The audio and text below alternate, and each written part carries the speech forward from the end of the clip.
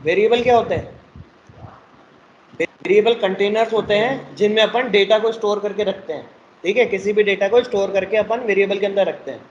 तो ऑब्जेक्ट्स भी वेरिएबल है ना, ऑब्जेक्ट्स भी कंटेनर है, ये भी एक डेटा है जिसको अपन स्टोर करके रखते हैं, लेकिन इसमें मल्टीपल वैल्यूज होती है, ठीक है, मल्टीपल वैल्यूज होती है। अब लेकिन मल्टीपल वैल्यूज तो अपने एरे में भी होती है ना, लेकिन इसमें की और वैल्यू पेयर में होती है। ऑब्जेक्ट्स के अंदर जो भी डेटा स्टोर होता है वो की और वैल्यू पेयर में स्टोर होता है। कैसे होता है मैं दिखाता हूँ। जैसे CSS में होती है ना प्रॉपर्टी और उसकी वैल्यू, सेम टू सेम वैसे के वैसे ही CSS में जैसे लिखते हो ना, वैसे के वैसे इसमें भी स्टोर होता है।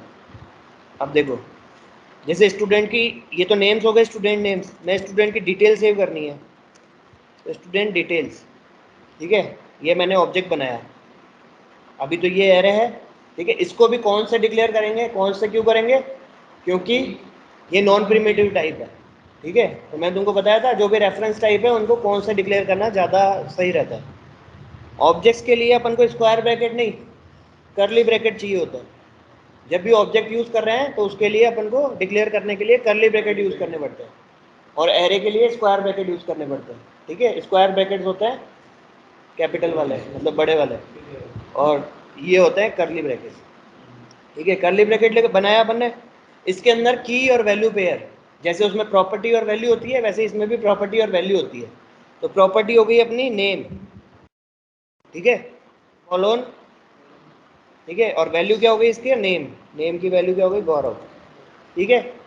फिर कोमा, सीएसएस में ऐसे ही देते हैं अपन, प्रॉपर्टी फिर कॉलोन फिर वैल्यू फिर कोमा, फिर सेकंड प्रॉपर्टी हो गई एज, ठीक है। एज की वैल्यू अपन नंबर भी रख सकते हैं, स्ट्रिंग भी रख सकते हैं, बुलियन भी रख सकते हैं, कुछ भी रख सकते हैं। एज में क्या आएगा, नंबर आएगा, मान लो 25, ठीक है।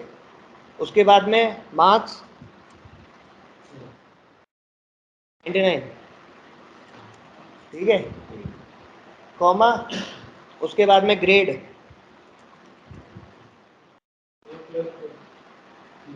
ठीक है, ग्रेड्स में अपन स्ट्रिंग रखते हैं, A+ रख दिया, ठीक है। तो इस तरीके से अपन डिटेल कितनी भी सेव करवा सकते हैं, कोई लिमिटेशन नहीं है, ठीक है।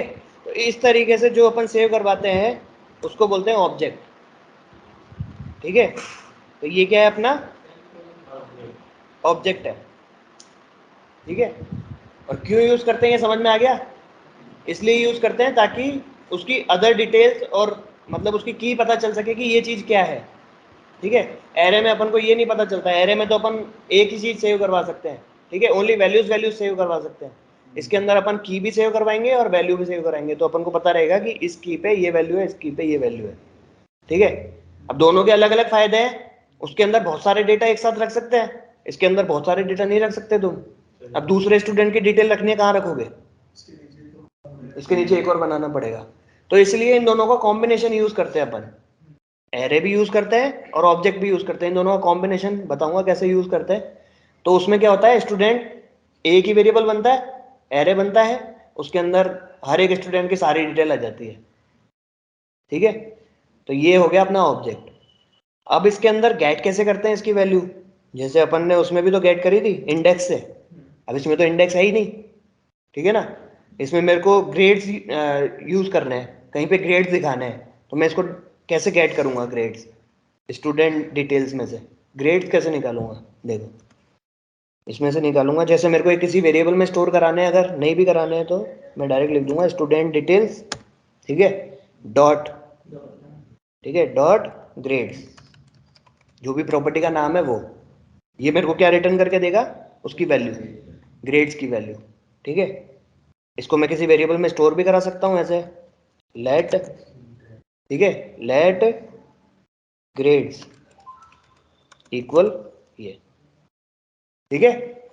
इस तरीके अब ग्रेड्स के अंदर मेरे पास क्या आ गया, ग्रेड्स की जो भी वैल्यू है A+, स्ट्रिंग में A+, वो मेरे पास ग्रेड्स के अंदर आ गया, ठीक है। अगर मेरे को किसी के अंदर इसका नेम सेव कराना है तो लेट नेम या स्टूडेंट नेम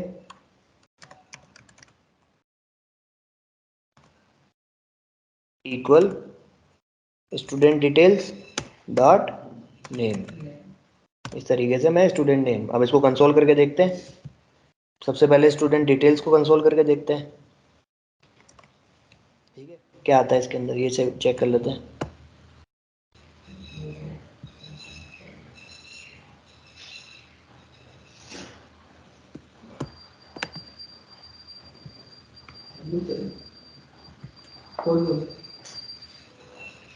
ये देखो ऑब्जेक्ट आ रहा है, इसके अंदर क्या क्या प्रॉपर्टीज आ रही है, एज आ रही है, ग्रेड आ रही है, मार्क्स आ रहे हैं, नेम आ रहे हैं, ठीक है। ये प्रोटोटाइप तुमको बाद में पढ़ाऊंगा, ये क्या चीज है, ठीक है।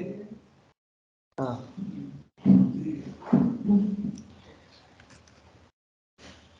उसके बाद में अगर मैं इसको ग्रेड्स को कंसोल कराता हूँ,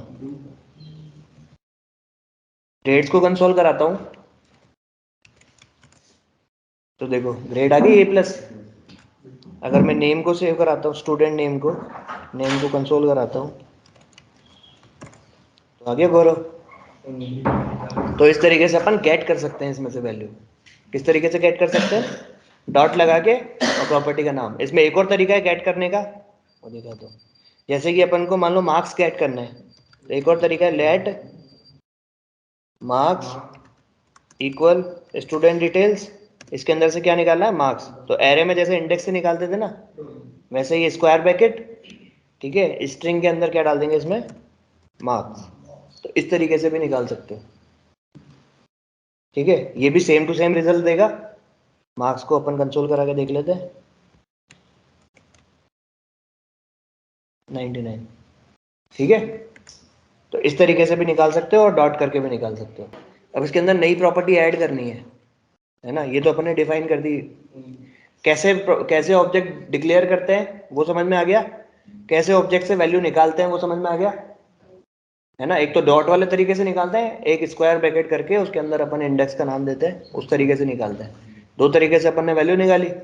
उसके बाद में अपन को वैल्यू ऐड करनी है, उसके अंदर कोई अलग से प्रॉपर्टी ऐड करनी है, तो क्या करेंगे, स्टूडेंट डिटेल्स, ठीक है, इसके अंदर ऐड करना है डॉट, क्या प्रॉपर्टी ऐड करनी है बताओ, और क्या डिटेल्स होती है स्टूडेंट की, तो student details dot gender, gender add करना है अपन को, यहाँ पे लिख दिया अपन ने मेल, ठीक है। तो अब ये क्या होगा, इसके अंदर जाके मेल, जेंडर के अंदर, जेंडर प्रॉपर्टी के अंदर, है ना, जेंडर प्रॉपर्टी के अंदर मेल ऐड हो जाएगा, मेल वैल्यू।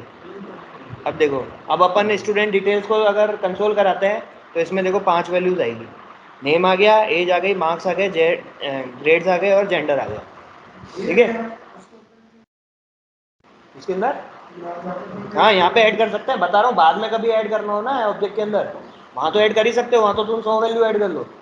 बाद में कभी ऐड करनी हो तो ऐसे करते हैं, जैसे अपन वेरिएबल की वैल्यू चेंज करते हैं, कैसे करते हैं, तो वैसे ही अगर ऑब्जेक्ट के अंदर कोई नई वैल्यू ऐड करनी हो तो इस तरीके से कर सकते हो, ठीक है।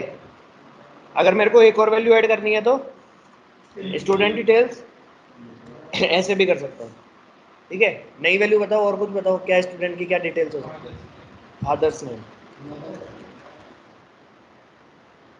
फादर्स नेम, ये वैल्यू हो गई इसकी, ठीक है, इक्वल, है ना। इसके अंदर अपन ने डाल दिया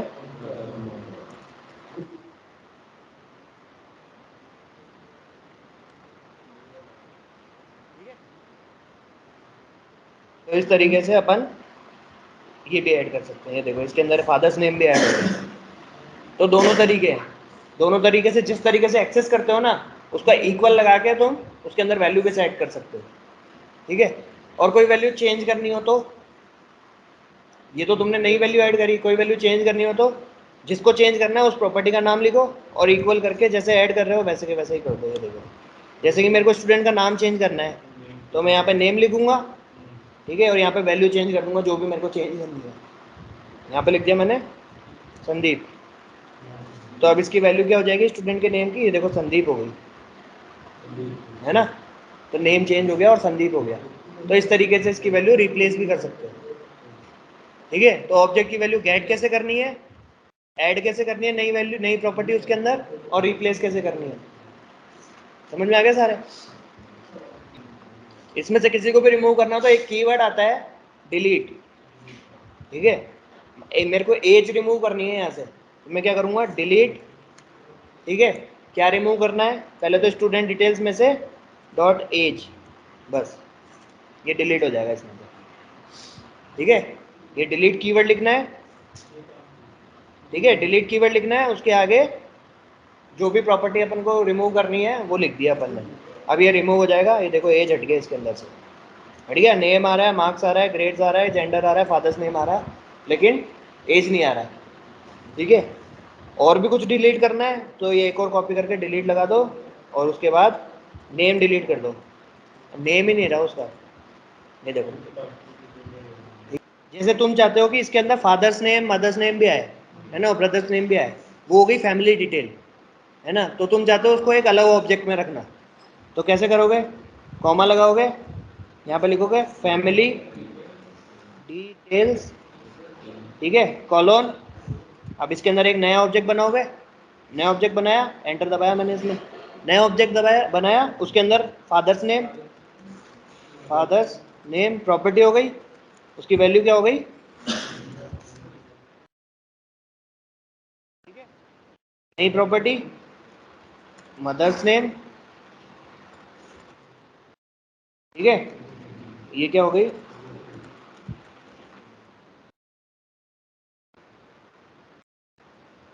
ब्रदर्स नेम,